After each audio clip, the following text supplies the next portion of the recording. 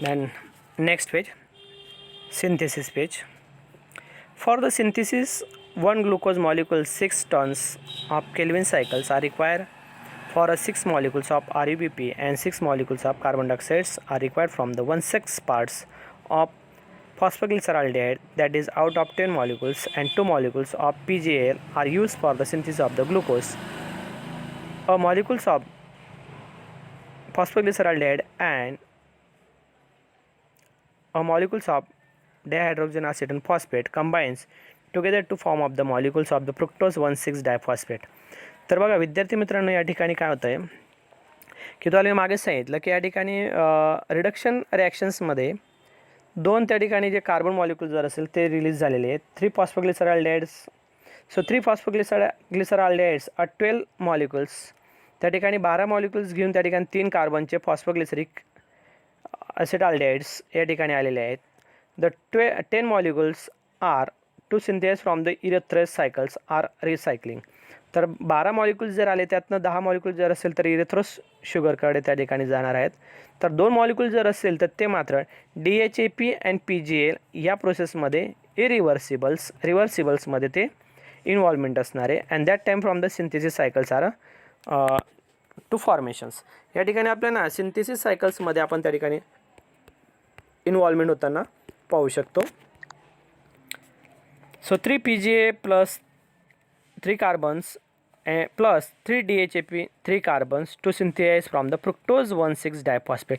काय झालं बघा याच्यामध्ये, तर 3 PGL आणि 3 DHAP यांचं कंबाईन होऊन त्या ठिकाणी 6 कार्बन तयार झाले. या 6 कार्बनमधनं पण एक फॉस्फेट मॉलिक्यूल जर असेल तर तो पहिल्या कार्बनला आणि 6व्या कार्बनला अजून एक फॉस्फेट मॉलिक्यूल्स त्या ठिकाणी अटॅच होतो. म्हणजे 2 फॉस्फेट मॉलिक्यूल जर असेल तर ते मात्र fructose 1,6 diphosphate.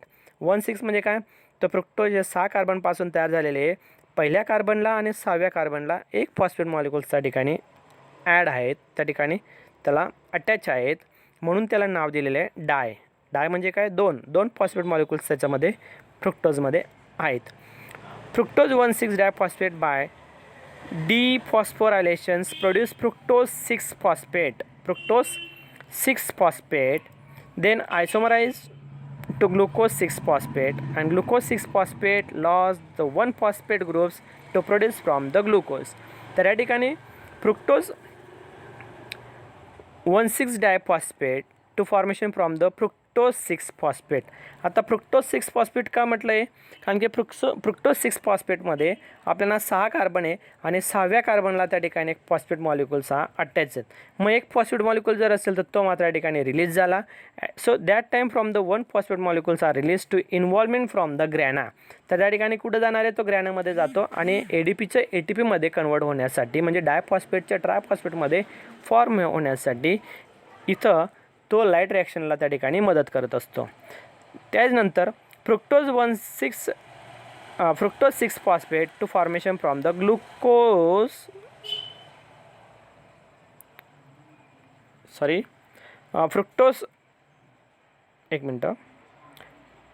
Glucose 6 phosphate to loss from the 1 phosphate molecules to synthase from the glucose. तर या ठिकाणी आपण पाहतोय ग्लुकोज 6 फॉस्फेट. आता फ्रुक्टोज 6 फॉस्फेट जर असेल त्यावेळेस त्या ठिकाणी काय होतं, त्याचे कन्व्हर्शन हे ग्लुकोज 6 फॉस्फेटमध्ये होणार आहे. एक फॉस्फेट मॉलिक्यूल ज्यावेळेस तो अटॅच होतो त्यावेळेस. त्यानंतर त्या ठिकाणी जर असेल तर अजून एक फॉस्फेट मॉलिक्यूल्स हा रिलीज होतो आणि त्याचे कन्व्हर्शन जर असेल तर ते मात्र ग्लुकोजमध्ये होतात. सो दॅट टाईम फ्रॉम म्हणजे एक या ठिकाणी आपण पाहतोय की या ठिकाणी सिंथेसिस फॉर्ममध्ये 3 PGL आणि 3 DHAP पासून काय तयार होतं त्या ठिकाणी, तर ग्लुकोज तयार होतं आहे. आता राहिलं या ठिकाणी काय की 10 मॉलिक्यूल्स जर आहे, म्हणजे 2 मॉलिक्यूल्स जर आपण पाहिले 3 कार्बनचे, तर हे या ठिकाणी इन्व्हॉल्वमेंट होते. ते मात्र आपण पाहिले की 2 मॉलिक्यूल्स या ठिकाणी PGL आणि ते अजून त्या ठिकाणी जर असेल तर ते मात्र DHAP 3 कार्बन आणि या ठिकाणी 3 कार्बन असे 6 कार्बन, म्हणजे 6 2 12 असे टोटल्स त्या ठिकाणी झाले.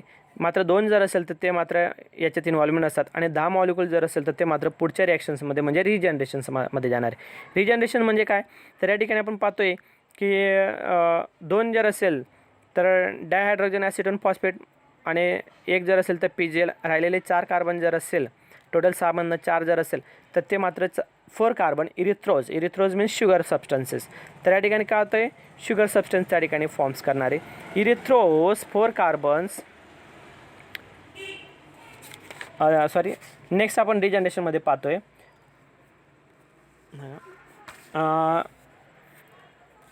RBP ribulose bisphosphate get regenerated after many biochemical reactions. त्यामध्ये आपण बरेचसे रिॲक्शन्स आपण त्या ठिकाणी पाहतोय. This reaction called a sugar phosphate enter conversion. तर त्या ठिकाणी काय होतं आहे, शुगर फॉस्फेट एंटर, कारण की erythrose, pentose, hexose, heptose, sedoheptulose, so all are sugar substances. All compounds are intermediate form the sugar phosphate. Erythrose 4 phosphate 4 carbon, xylose 5 phosphate 5 carbon, ribose 5 phosphate 5 carbon, pseudoheptulose 7 carbon. Some PGL molecules used for regenerations ribulose monophosphate. आणि या ठिकाणी काय होतं आहे, 7 phosphate pseudoheptulose पासून त्या ठिकाणी रिब्युलोज monophosphate. तर या ठिकाणी एक रिब्युलोज मोनोफॉस्फेट त्या ठिकाणी तयार होतो. Ribulose monophosphate is phosphorylated ribulose bisphosphate using the ATP for the रिजनरेशन्स.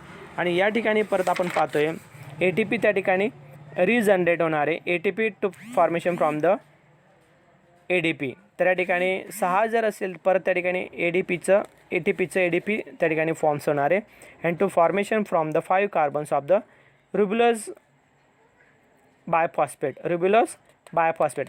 मोनोफॉस्फेटचं त्या ठिकाणी परत बायफॉस्फेटमध्ये होणार आहे.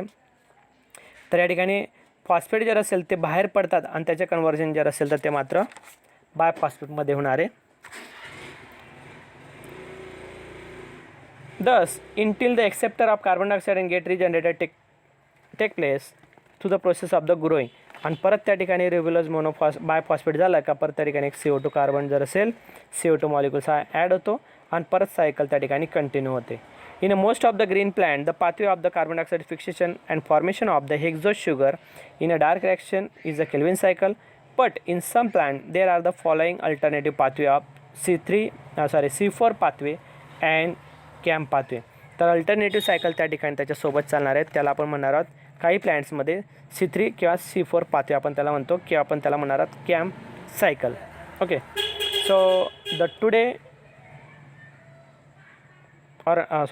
Next lectures continue from the C4 pathway. Okay, तर विद्यार्थी मित्रांनो मी एकच म्हणेल या ठिकाणी ज्या आपले व्हिडिओ असेल तो मात्र तुम्ही 2 ते 3 वेळेस परत ऐकण्याचा प्रयत्न करा. त्याचसोबत त्या ठिकाणी जी सायकल असेल ती पूर्णतः त्या ठिकाणी पाठ करा.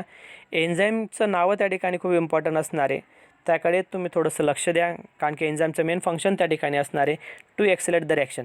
ज्यापर्यंत या ठिकाणी एक सबस्ट्रेटपासून दुसरा सबस्टन्स त्या ठिकाणी तयार होत नाही म्हणजे त्या ठिकाणी त्यांना कुठल्या तरी प्रकारचं त्या ठिकाणी एन्झाईम हे इसेन्शियल असणार आहे. एन्झाईमचा पार्ट त्या ठिकाणी लिहिणं हा खूप इम्पॉर्टंट पार्ट असणार आहे.